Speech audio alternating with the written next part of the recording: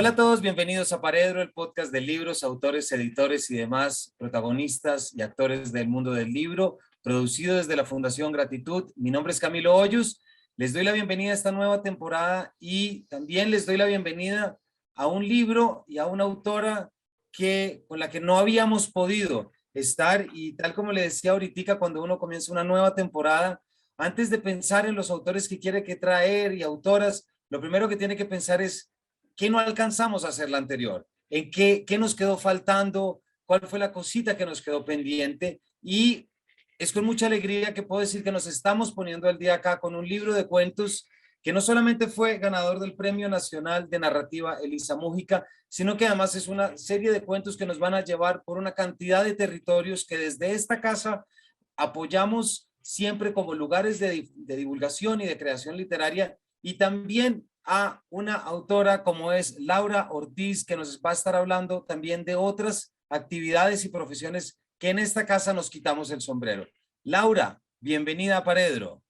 Hola Camilo, muchas gracias por la invitación, estoy súper emocionada, soy fiel escucha del podcast y me siento súper honrada de que me hayas traído a charlar contigo.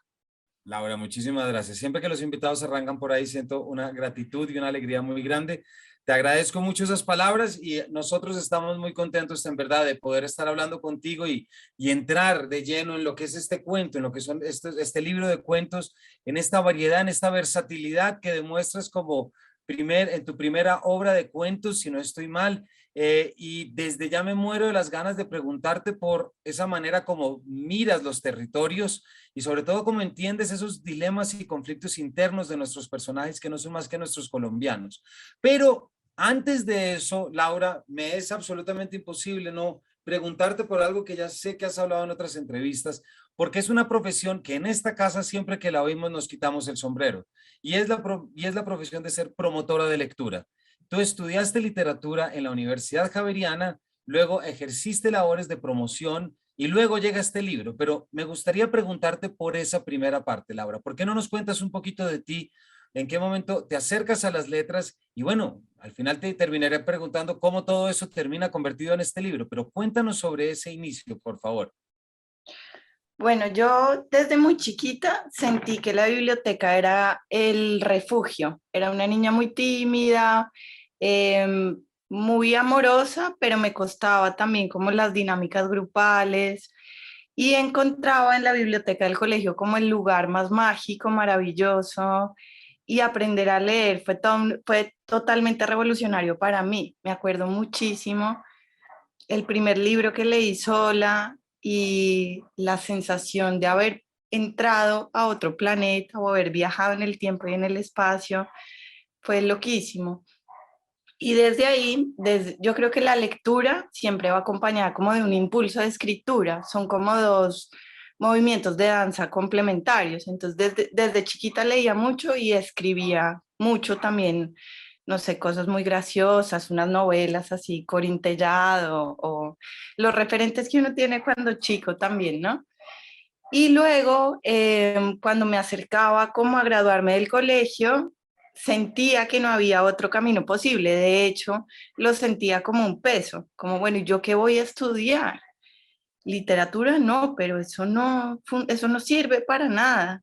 Y me acuerdo que fue mi mamá la que me dijo, bueno, eh, eres afortunada, amas algo desde siempre, hazlo, deja de pelear contra ti. Entonces ahí estudié literatura, pero hacia el final de la carrera volví a sentir como esa crisis, ¿no? Como cómo se relaciona la literatura con la vida. En algún momento yo sentía que la academia se puede volver tan especializada, tan autorreferencial, que no sentía cómo podía eso dialogar con los procesos vivos o con el país. Y ahí tuve la suerte de irme a hacer un semestre social que los jesuitas tienen como programas en los territorios, y me fui a Pasto, a Nariño, a trabajar con comunidades campesinas en unos proyectos que eran como de acompañamiento en planeación y también en acompañamiento como a la gestión territorial. Y ahí intuitivamente empecé a ver como que la literatura sí servía. Tenía tenía una relación fuertísima con la realidad. Es decir, la historia que tú te cuentas a ti mismo, de ti mismo, tiene luego consecuencias en la realidad. Y eso me pareció maravilloso. Y ahí empecé a entender que sí podía haber un vínculo entre el trabajo más comunitario y el trabajo literario. Y me empecé a ir como por el lado de la promoción de lectura, que después descubrí que era más que un ejercicio pedagógico, un ejercicio de diálogo. Porque si uno llega a las comunidades como, bueno, con un libro y una obligación y ustedes tienen que leer porque leer es importante, pues se genera como una relación que no tiene mucho sentido.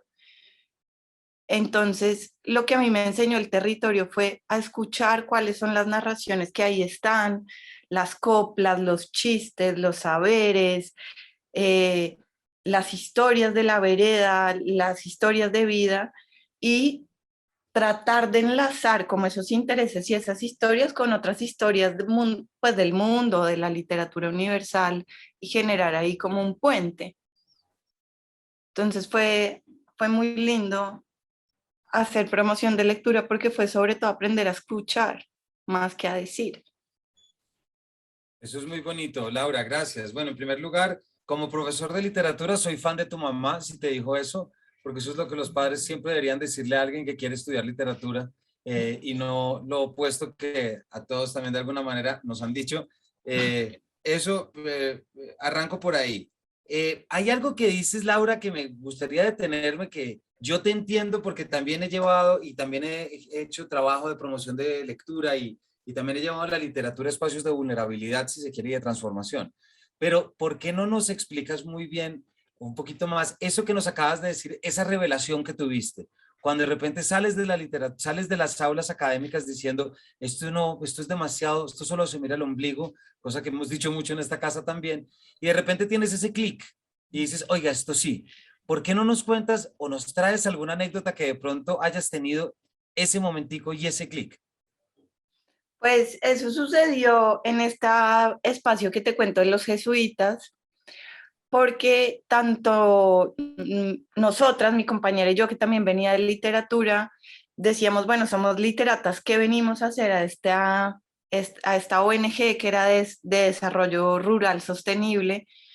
Y las personas de la ONG también decían, pero ¿por qué nos mandan gente de literatura? ¿Qué van a hacer? ¿Cierto? Esto no va a ser compatible, pero bueno, mándenlas a ver ellas qué pueden hacer. Y estando ahí, lo que hacía esta ONG era acompañar a las comunidades en una metodología de planeación, que era como desde una mirada como integral. Entonces les facilitaban la metodología, pero para que las comunidades pudieran decir y priorizar cuáles proyectos necesitaban en su territorio, todo como desde una mirada muy material. Y luego lo que hacía esta ONG era llevar estos proyectos y tratar que las alcaldías municipales realmente dieran recursos para lo que la gente priorizaba en sus territorios. Y con mi amiga Sarita, que éramos las dos pasantes, decíamos, bueno, esto es literatura, o sea, lo que estamos haciendo es recoger las narraciones de un mundo posible, de un mundo soñado, de un mundo, sí, como necesario, y tratar de transferir ese cuento. Entonces, un poco le dijimos al jesuita, a José Alejandro, como, mira, nosotros creemos que tu ONG es literaria y que nosotros podemos tener un espacio acá para ayudar a transformar estas narraciones. Entonces, mi tesis de grado de la universidad fue con esta ONG, con Suyusama, y lo que hacíamos con mi compañera era primero recoger la historia oral de una vereda en Nariño, y las abuelas y los abuelos nos contaron memorias muy dolorosas de la región, porque ellos habían vivido incluso casi que un sistema de esclavitud, cuando la esclavitud ya era prohibida en Colombia. Y nos contaban todas esas memorias, cómo ellos tenían que trabajar para tener derecho a estar en la tierra, bueno, cosas de esclavitud, el de cómo tenían el derecho de pernada, los señores. Y luego cuando recogimos todas esas memorias, les propusimos un juego literario y desarmamos esas narraciones orales en personajes, territorios y armamos un cuento colectivamente y escribimos juntos. Y luego la tesis lo que hacía era comparar como ese cuento que creó la comunidad con la memoria histórica oral. Y había una transformación mágica, porque el cuento que escribió la comunidad era un cuento de venganza, entre comillas. Hacían que el duende embrujara a este señor tan malo, a ese terrateniente, y lo enloquecía, pero lo llevaba como a un lugar más erótico. Y bueno, no sé, era muy lindo como si se transformaba o se liberaban pulsiones emocionales de una memoria muy antigua. Y ahí yo creo que hice el clic, como la historia y la literatura están cercas, pero la literatura también puede ir y remover la historia, la memoria, la herida y de alguna manera como vengar, ajusticiar, liberar deseos sin hacerle daño a nadie. No sé, algo así sucedió con esa tesis y fue muy Pues me, lindo. me parece que es que aquí en esta casa y también desde la Fundación Gratitud, Laura, es que esa es la fe que le tenemos a la literatura y es precisamente ese vínculo y es fomentar ese acceso que muchos de nuestros oyentes, incluso estoy seguro que les cuesta ver, bueno, y esto para qué sirve en la realidad, ¿cierto? ¿Y cómo hago para cambiar el mundo a través de esta novela? Me hizo sentir esto, me hizo conocer a este otro, pero ¿dónde rompo? ¿Dónde rompo la barrera o dónde puedo hacer mucho más estrecho ese abismo que me separa de la experiencia literaria, de la experiencia artística, como la queramos llamar, o experiencia estética si se quiere, pero ¿cómo hacemos para traerla? Entonces de allí que siempre los cuentos de promoción de lectura y en los que nos ayudas a entender que la literatura puede tener otro valor y puede tener otra utilidad y no únicamente aquella que nos han enseñado desde las aulas académicas o los grandes discursos paternalistas, ¿cierto? En los que nos dice lo que debe ser por allá arriba. Laura, nos acabas de hablar y nos acabas de decir, listo, la literatura puede remover, la literatura puede cambiar. ¿En qué momento estas historias que tú empiezas a oír te empiezan a remover por dentro a tal punto que empiezas a pensar, oiga, todo esto debería terminar siendo un cuento? Porque tengo entendido que tú tienes una gran experiencia como promoción en territorio, pero también tengo entendido que has hecho un trabajo de archivo, de lectura sobre muchas de estas narraciones que salen a partir de procesos del Centro de Memoria Histórica, por ejemplo, en las que no necesariamente estuviste en viva voz. ¿Por qué no nos cuentas ese momento en el que todo este material narrativo se empieza a convertir en una obra? Yo creo que el proceso tomó muchos años porque yo de la universidad salí pensando que nunca iba a ser escritora. Yo entré con el sueño de ser escritora y salí pensando que eso era imposible, que ya todo estaba escrito y que ni me asomara a la gran genialidad de los patriarcas literarios, que eso no era para mí. Y entonces encontré como otra función, otro norte muy creativo, porque también en la promoción de lectura tú te ves enfrentada a contextos variables, a dificultades, a faltantes, el escenario te cambia de un segundo a otro, no que iba a venir este grupo, ya no vino y vinieron, fueron unas abuelitas y ya tienes que cambiar todo, ¿no? Entonces era un ejercicio creativo de ir cambiando y buscando estrategias porque además es frustrante, no es que vaya a funcionar rapidísimo porque la gente tiene su recelo con el libro. Entonces, bueno, eso me tomó muchos años y fui recogiendo como memorias, pero más que todo emocionales. Me acuerdo muchísimo, digamos, cuando llegué de Timbiquí, del Pacífico, llegué a Bogotá y mi mamá me invitó a comer a un restaurante de sushi y yo sentí un choque tan grande entre ese restaurante y del territorio de donde yo venía que me puse a llorar y yo le decía, yo no puedo creer que esto sea el mismo país.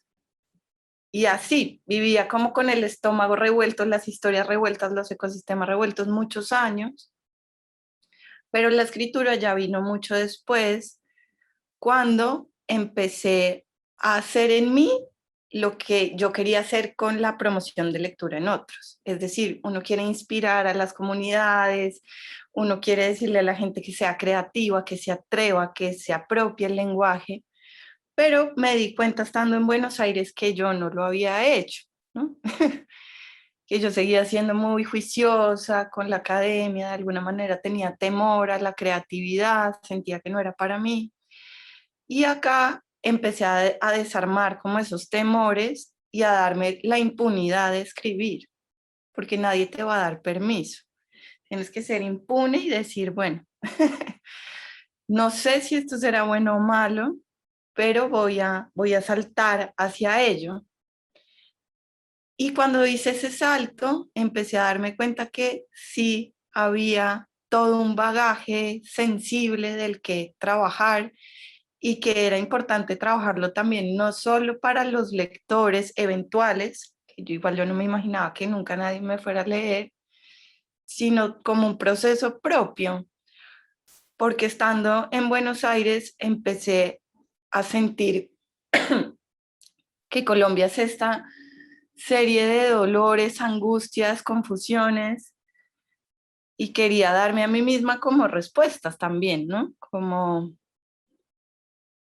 ¿qué es ese país tan extraño? Además, porque estando en Buenos Aires todo el mundo me preguntaba, oye, pero ese país, ¿qué? No entendemos nada, ¿qué les pasa a ustedes? Entonces, bueno, no sé cómo explicártelo porque tampoco sé cómo explicármelo a mí, y ahí la literatura entró como una manera de digerir esa información en una especie de laboratorio ficcional. Y también para aclararle a nuestros oyentes, tú llegas a Buenos Aires después de la experiencia de promoción y viajas a Buenos Aires a hacer una maestría en escritura creativa, es decir, empiezas a encontrar un espacio técnico para el cual desarrollar todos estos impulsos emocionales, pero cargados de una sabiduría narrativa muy potente, ¿cierto? Es decir, de todo aquello que venías trayendo.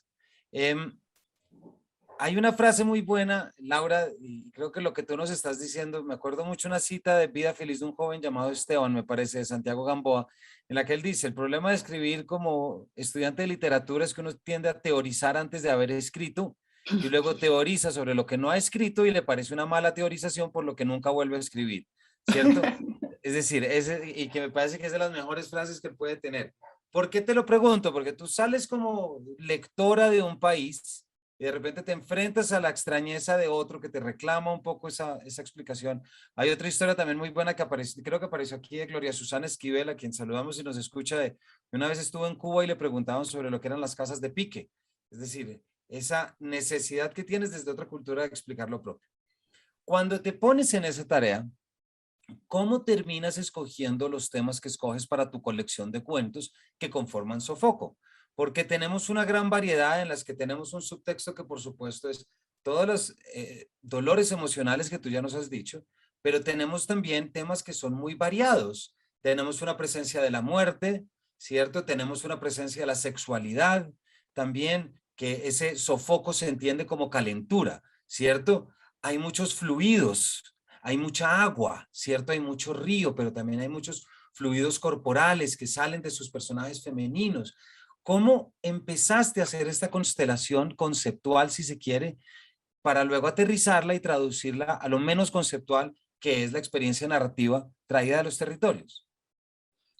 Creo que fue en parte por lo que tiene la experiencia de la maestría en escritura creativa. ¿Se nos cortó? Laura, pues si puedes repetir, si quieres vuelve a arrancar porque se nos cortó un momentico, si quieres arranca desde, creo que es en parte. Dale. Creo que en parte trabajar en un espacio como la maestría de escritura creativa fue una fortuna porque hay un feedback constante y bueno, existe también este cliché de que la escritura es un arte solitaria para gente que se aparta en los bosques. Eh, y yo, al contrario, bueno, también fiel a mi espíritu comunitario, aprendo más en comunidad y aprendí mucho de mis compañeros y compañeras, porque nos leíamos todos todo el tiempo, y también pude tener, digamos, como un espacio de prueba de mis textos en vivo. Entonces era muy lindo ver si se reían, si no se reían, si algo les conmovía, eran muy generosos con las devoluciones y me empecé a dar cuenta que aquellas cosas que hablaban sobre territorio, sobre ecosistemas, sobre personajes rurales, les gustaba mucho y me lo decían, tú deberías escribir sobre esto. Eh, Igual me daba miedo porque yo decía, bueno, me pueden estar exotizando. Ay, la colombiana que habla de cosas colombianas y que se queda hablando de cosas colombianas. Pero también yo sentía que había algo ahí, un llamado, como un homenaje a ciertos ecosistemas y personas que me habían conmovido muchísimo. Y siento que los textos gustaban es porque tenían la profundidad de lo que a uno realmente lo conmueve. Yo sé que en la academia, digamos que todo este tema emocional está un poquito desprestigiado, pero al menos en mi proceso de escritura, siento que aquello que me atraviesa profundamente es lo que termina funcionando mejor. Eh, y luego empezaron a aparecer varios cuentitos sueltos y algún compañero me dijo, esto es un mapa, tú estás haciendo un viaje, estás haciendo un recorrido, síguelo, arma el mapa. Entonces ahí empecé a pensar como, ah, bueno, yo estuve en el Putumayo, sentí esto, ¿cómo es el Putumayo? Ah, pero ¿cómo era Montes de María? ¿Cómo es el Magdalena Medio? ¿Cómo? Y ahí empecé a componer y me ayudó muchísimo esa manera de pensarlo porque siento que los ecosistemas en el libro son fuerzas, son personajes también, no son solo decorado.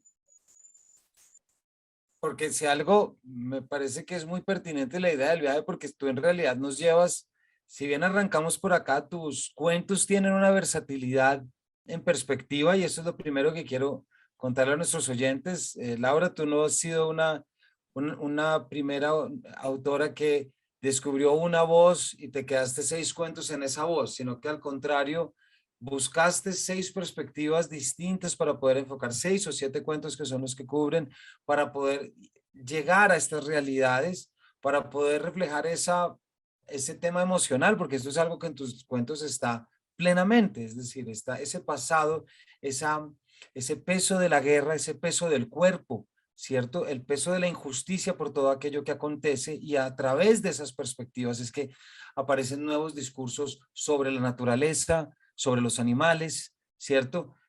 Pero también esos ecosistemas que desde la ciudad son tan a veces complicados de ver y con esto quiero entrar de lleno a un cuento que te debo decir que todos, pero hay uno que todavía se me quedan rondando las imágenes en la cabeza que es Ahí está la muerte, que me parece que es el inicio genial de esta mujer que cuida a sus muertos, que vela por la integridad de sus muertos y lo único que quiere de ellos es que tengan su espacio.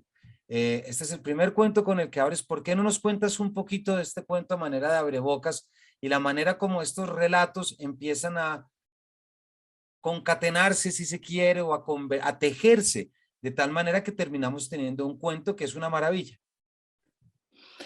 Bueno, este cuento, no recuerdo bien cómo fue que se mezclaron los elementos, porque yo creo que, o al menos en mi proceso de escritura, es poner una olla. Tú pones la olla eh, y vas encontrando distintos elementos, sonidos, voces, sucesos, centros de gravedad y vas armando como una especie de potaje en el que los elementos empiezan a cocinarse entre ellos. Entonces mi proceso de escritura es muy así. Parto de alguna puntita muy pequeña y se empiezan a mezclar. Creo que estaba leyendo sobre estos cementerios de NNs, que hay muchos en Colombia, y me llamó la atención que muchas de las sepultureras son mujeres y me llamó mucho la atención la fuerza de la autogestión para una, para una labor tan dura y tan macabra, pero al mismo tiempo tan sagrada y al mismo tiempo como que se me armaba la imagen de la trasescena de Colombia, ¿no? Al haber tantas personas desaparecidas, tantos CNNs, tantos no hacernos cargo de nuestra historia, de lo que está sucediendo, a alguien le llega, ¿sí? No queremos hacernos cargo del conflicto, pero esos cuerpos le están llegando a alguien. Y me impresionó mucho, ¿no? Como ciertos territorios que puede que no sean el centro del conflicto tienen que recoger los ecos del conflicto y me impresionaron mucho estas mujeres. Y ahí creo que quería explorar también con una voz en primera persona. Tenía muchísimo miedo porque sentía que iba a salir falsa, artificial, eh, o que sí, mal hecha, pero llegó un punto donde ya la empecé a sentir, como, esta mujer habla así, y la empecé a ver, y empecé a ver que dentro de todo su quehacer sagrado y su quehacer ceremonioso también había una amargura, un cerramiento a la vida, un carácter muy especial que se empezó a armar en torno a ella. Y luego cuando la vi a ella tan robusta, tan dura, tan, no sé qué adjetivos usar, imaginé su encuentro con su opuesto, ¿no? Eh, con la fiesta, con la lujuria. Y imaginé qué pasaba ahí, ¿no? También, porque ella carga un cementerio sola, a cuestas. También quería que la pasara bien, pero no sé si le iba a pasar bien con ese señor. Pero creo que en ese cuento, que me parece que es magistral y además para arrancar, pues nos pones, Laura, esos contrastes del país sobre los que van a venir. Es decir, una mujer que cuida el cementerio de nenes, que les hace el manicure, que los cuida y los toma como propios, y de repente él vio que llega y monta una discoteca al lado. Es decir, Eros y Tánatos a morir, y lo que tu cuento también trae es las posibilidades que Eros se mezcle con Tánatos y qué puede resultar de eso. No vamos a ir más allá para que no nuestros oyentes que no hayan llegado. Ese segundo cuento que es Tigre Americano, Pantera Onca, que me parece que también recoge una serie de elementos muy horribles de nuestra historia y que tú haces un trabajo también de traslación a lo literario que busca encontrar ese sentido poético. ¿Por qué no nos cuentas un poquito de lo que son estas mujeres y de lo que es esta metáfora de lo felino?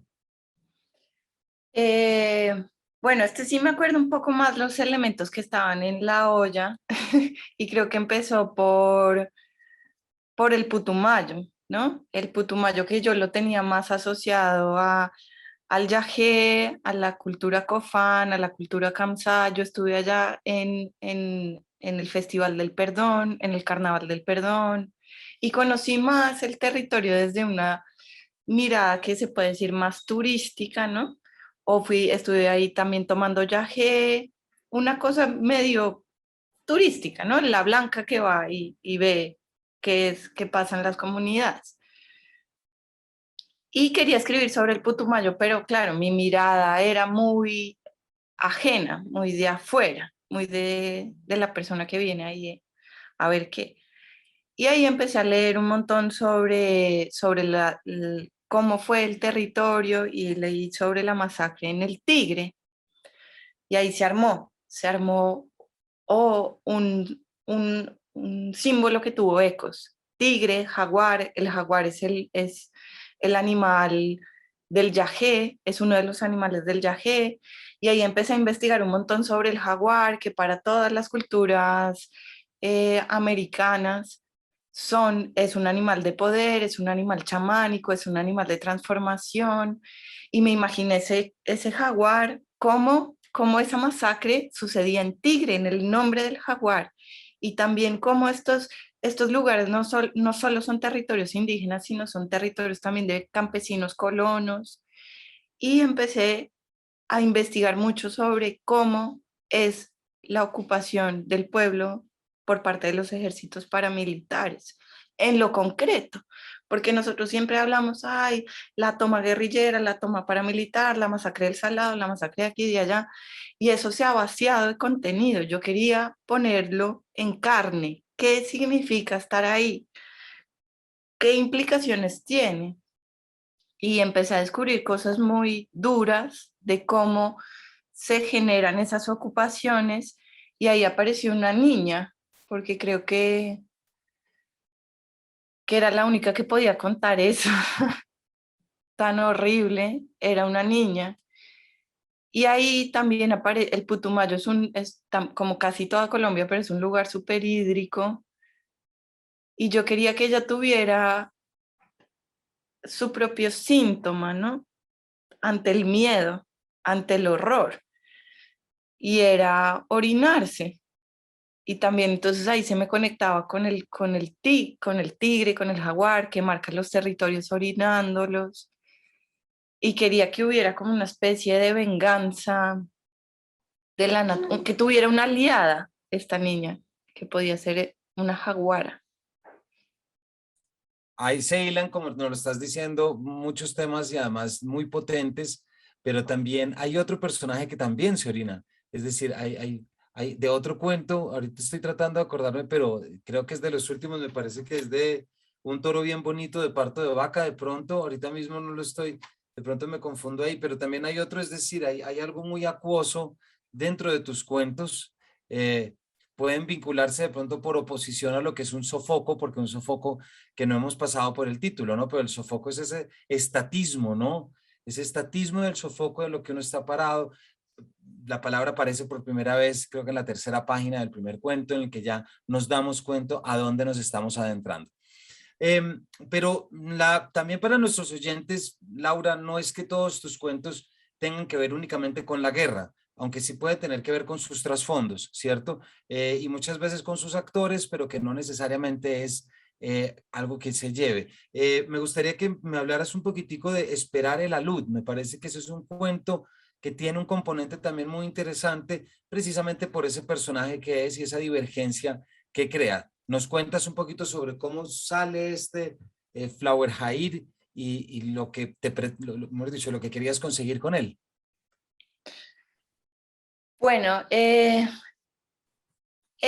es mi cuento favorito, creo, porque ahí me pasó algo con el lenguaje que no me había pasado con los demás cuentos.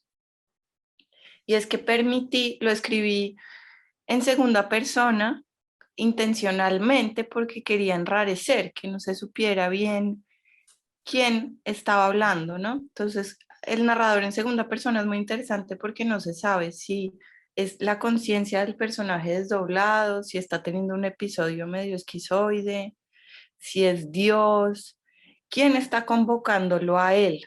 Claro. Y hubo algo de esa voz que hacía que enrareciera ya todo.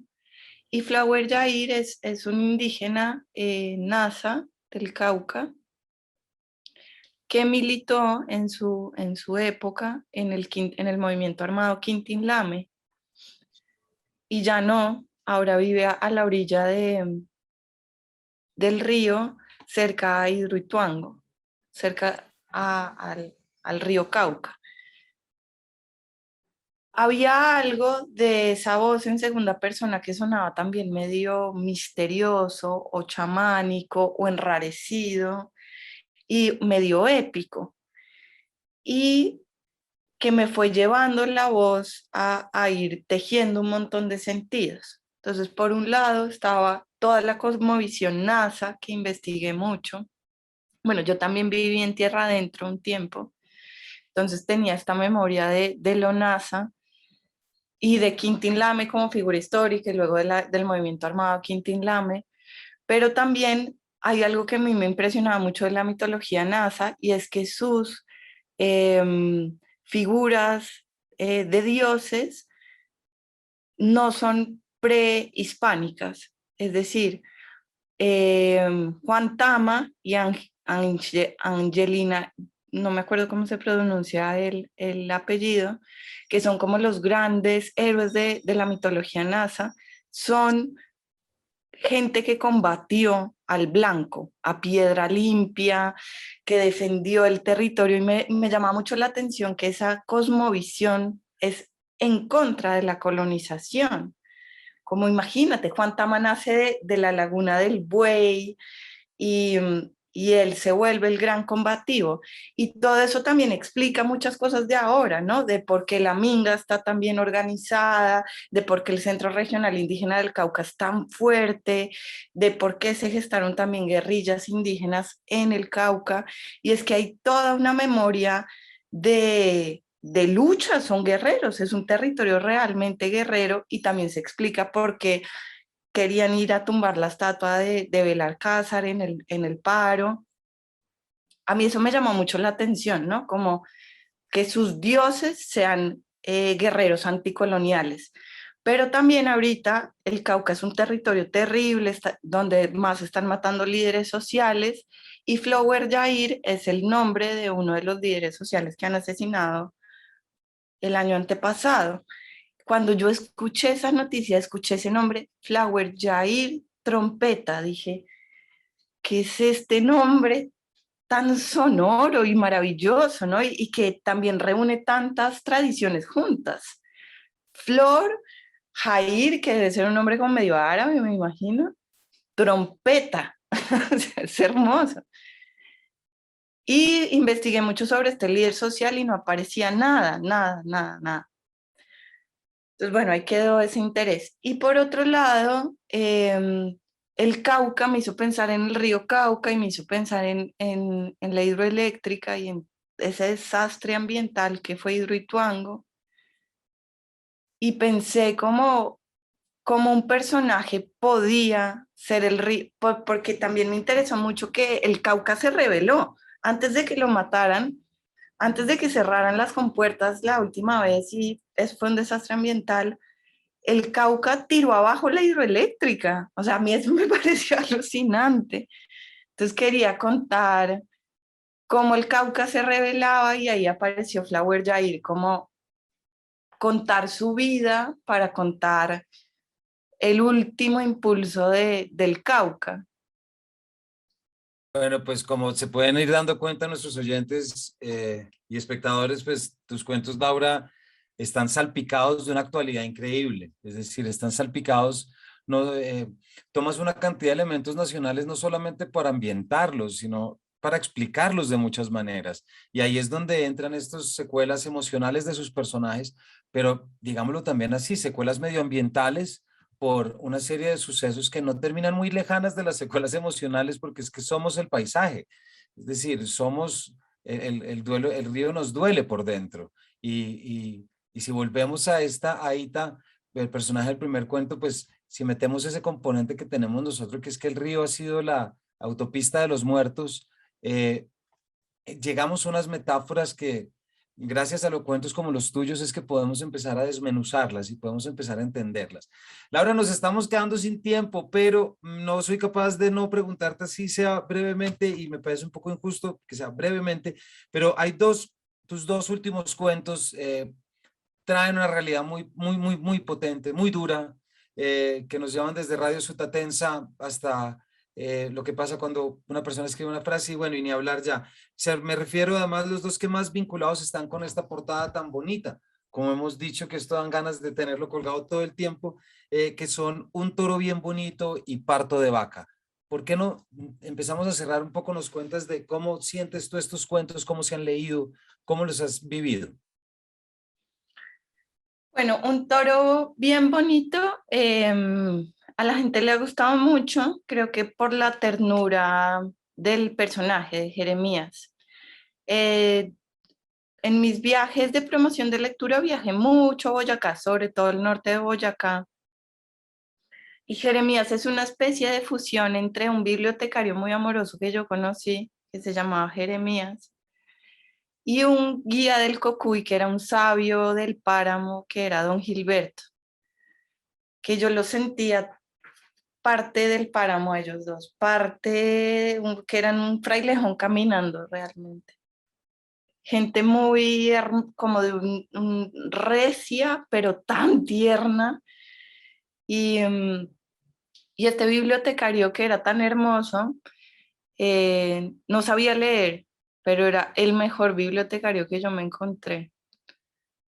Y esa contradicción me emocionaba muchísimo, ¿no? Porque no hay que saber leer para crear, ¿no? Y él creaba un vínculo de los niños con la biblioteca muy fuerte, desde él no poder hacerlo, o desde él no haber tenido la oportunidad de aprender a leer y escribir, era el que más quería los libros. Y algo de él sale de ahí. Y era como mi homenaje al páramo y mi homenaje al proceso de aprender a leer y a escribir, porque yo sí siento que hay algo de mágico en la escritura. Es tortuoso, es terrible, escribir no es fácil, pero después de media hora de sufrimiento, hay 5 minutos en los que tú sientes que, que entraste a un lugar totalmente. Y esos 5 minutos son hermosos. De, y creo que quería que Jeremías experimentara eso, que pudiera crear a sus padres y despedirse de ellos. Y creo que esa ternura no aparece en el último cuento tal cual, pero, pero sí es verdad que esa ternura, Laura, que logras imprimirle a Jeremías, pues habla en gran medida de lo que es esa sensibilidad con la que tratas a tus personajes y con las que nos permites acercarnos, como siempre lo hemos dicho, a realidades muy lejanas y que en un país que no tiene infraestructura y que en muchos otros casos tiene tan poca voluntad de sus habitantes de centro de ir a esas periferias a conocer.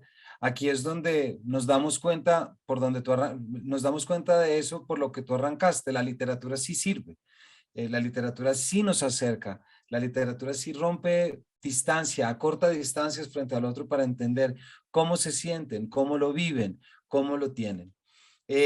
Esta obra, y ya porque se nos acaba el tiempo, Sofoco, de nuevo ganadora del Premio Nacional de Narrativa de Elisa Mújica, vuelve también a cumplir con el propósito que ya cumplió con ese primer premio otorgado a Cristina Bendek de los Cristales de Sal, que también recomendamos mucho, porque apoyamos muchísimo no solamente lo que se hace desde Laguna Libros, sino también la iniciativa que tiene un premio como este que busca encontrar esas obras de creadoras colombianas y que podamos mostrar esto de los territorios.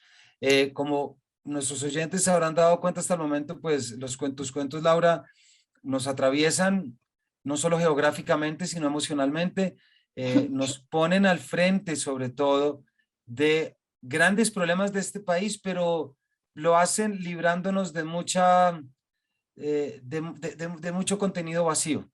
Como tú mismo lo has dicho, nos permiten acercarnos, razón por la cual pues yo me siento muy contento de que hayas estado aquí, Laura, hablando con nosotros con este detalle y también un gigante reconocimiento a esa labor de promoción de lectura y que nuestros oyentes entiendan cómo una persona como tú que viajaste por este país promocionando la lectura, pues eso tan bonito que creo que con eso podemos cerrar, como lo bonito de promocionar la lectura que es aprender a escuchar y cuánta falta nos hace aprender a escuchar al otro, ¿cierto?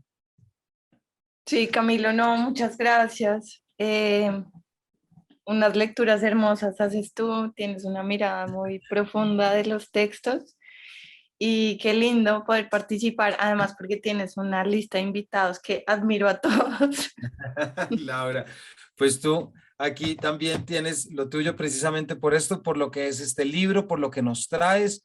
Esperamos que puedas volver a estar acá, que vengan más libros, por favor, novelas o cuentos, porque necesitamos cuentos, necesitamos tanto cuentos como esto, como promotores de lectura como tú, que lleven a los territorios esto que nos damos cuenta aquí y en esta pantalla de quienes nos están viendo, pero que es tan lejana a esas realidades de los ríos, esas realidades de las montañas. Entonces, para todos de nuevo, este muy bonito libro, Sofoco, de Laura Ortiz Gómez, de Laguna Libros, ganador del Premio Nacional de Narrativa Elisa Mújica, para que si no lo han leído aún, pues ya saben dónde ir a buscarlo, su biblioteca, su librería de cabecera, por internet, lo que sea, pero léanlo porque esta es la forma de estar más cerca. Laura, muchas gracias por habernos acompañado. Gracias. Y a todos ustedes, muchísimas gracias por habernos acompañado, viéndonos o escuchándonos, y nos vemos en una próxima edición de este Paredro. Hasta la próxima.